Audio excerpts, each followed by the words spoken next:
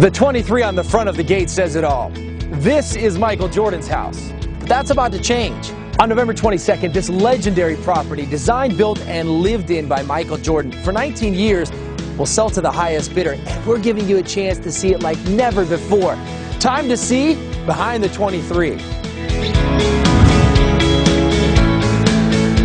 In the next few minutes, an all-access pass to Michael Jordan's ultra-private compound. He was demanding that if we were going to come to the Breakfast Club, we were going to work. A former teammate reveals why Jordan's home was key to the Bulls' 6 titles. And the ultimate home court advantage. We're on the hardwood of Jordan's personal basketball complex, plus an island escape. You've never seen a pool quite like this.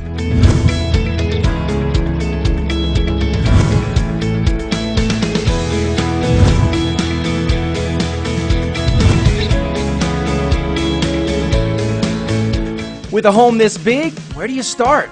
Let's go one-on-one with Michael's listing agent, Catherine Malkin, and get the flow of the home. It sort of lays out so that you have living space here, office space over there, dining and kitchen. We had to stop in the dining room and show you a table that simply puts this room on the map. The table was actually made for him, and it's called the Baghdad table, so it is actually set up like the city of Baghdad, like a map grid. And all of the furnishings stay with the home. They all stay. And every room perfectly captures the light, whether it's the floor-to-ceiling formal living room, the great room, a relaxing private corner, or the eye to the sky above the kitchen table. The kitchen, which was redone more recently, is really set up so that a chef can cook here, a family can cook here. Wonderful refrigerator, freezer, wine storage space, but also every appliance you could possibly want is here. Off the kitchen, step down into the great room lined with aquariums and this oversized sectional. As you'll see, this is one of several hangouts around the home that Michael designed for family and friends. When Jordan first built this home and moved in 1994, this was an indoor swimming pool. Now look at this space, 110-inch screen, great lounging area. You've got the bar over here, and then the walls on both sides of this room completely disappear with ease. It's the ultimate in indoor-outdoor living. In fact, this sprawling patio can be accessed from 6 different areas of the home. At the center of it all, paradise, a one-of-a-kind infinity edge pool. Smack in the middle, your personal island oasis. From a design perspective, this entire section of the home plays off the views and access of the pool and patio, including the 3-bedroom guest wing. The guest house has its own entrance, but it's also connected to the house. I was worried that maybe somebody would come and stay and never leave. It's so nice. And the guest house leads you to the most talked about spot in the home. There's definitely a different feeling when you come into this part of the house. I mean, can you imagine who probably sat around these chairs? Why? Look over my shoulder. That's Michael Jordan's private, regulation-sized, NBA quality basketball court. Now this is what I'm talking about. I mean, listen to that sound.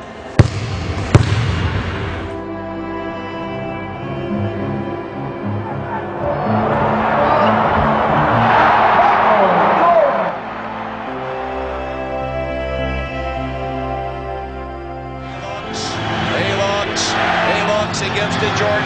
Jordan to the circle, puts the shot in the air. Good! The game's over, and the Bulls have won. Jordan beat him at the buzzer with a jump shot in the circle, and Chicago. And that shot, you know what I'm talking about. Game 6, Utah Jazz over Brian Russell. I'm thinking there's a pretty good chance Jordan had already rehearsed for that exact moment right here. But title-clinching shots come with a price. And nobody would think that the greatest player to ever play the game will put in that much work before he gets on the court. It was amazing to watch. It was amazing to witness. Randy Brown is talking about the Breakfast Club. The current assistant general manager of the Chicago Bulls won 3 titles with Jordan and was part of a group of players who would regularly train at Jordan's home. It really started off with Michael. He and Tim Grover, they kind of spilled over to Scotty, Ron Harper, and then myself. They would hit Michael's weight room down on the lower level of the house in the mornings before practicing with the rest of the team. They were intense. But where did the name Breakfast Club really come from? The chef was there. You know, it was easy for us to go work out and then have breakfast with his chef.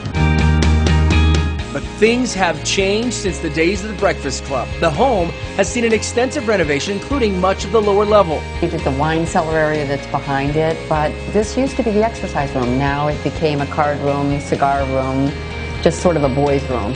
And you would expect if this is a cigar room and there's the humidor right over here that you would smell smoke or something that hints this is a cigar room. Nothing. So there's a system that takes out all of the air that's not pure. It just smells good. Every part of the house, all filtered out.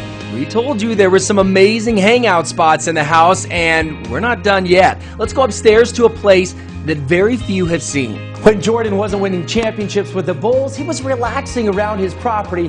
This was one of his favorite spots. This is actually the upstairs library, a room that he built when they remodeled the home in 2009. You've got your drop-down screen, and take a look at this space over here. In the adjacent room, there's the pool table, and the doors to this wing, not just any doors, but these are the doors that welcomed guests to the original Playboy Mansion in Chicago up until 1974. Wow. You really can't do better than this. That's the great thing about the whole property, is that when you're outside, you're in an area that's completely away and on its own. And you're close to Chicago, so you have all of the things that you would want to do maybe in a big city. So we've shown you the 56,000 square foot home. Amazing. But this is a 7+ acre property. Michael brought in over 150 trees to line the property, creating ultra seclusion, ultra privacy.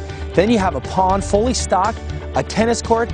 It almost feels like you're on your own private golf course. After all, there is a PGA grade putting green right outside your door. And where else in the world will you find Jumpman flags? Pretty cool.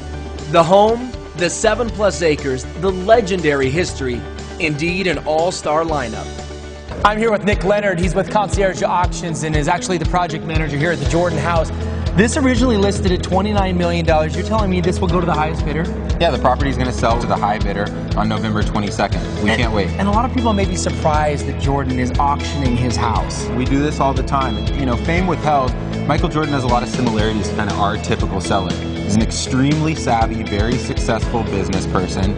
He has a spectacular property, one of a kind, and he's not using it. So he's taking control of the market, he's setting a sale date, and he's going to auction it to the high bidder. For anybody with any interest, it's now or never. If you'd like more information, just go to conciergeauctions.com or call the number on your screen. Okay, I've got an official Chicago Bulls basketball right here. I'm going to put the pressure on Nick and ask him to sink an NBA 3 on Michael Jordan's home court. You think he can do it? Absolutely. All right. I think he got it! Yeah! Apparently, greatness rubs off. Don't forget, a new owner come November 22nd, the highest bidder.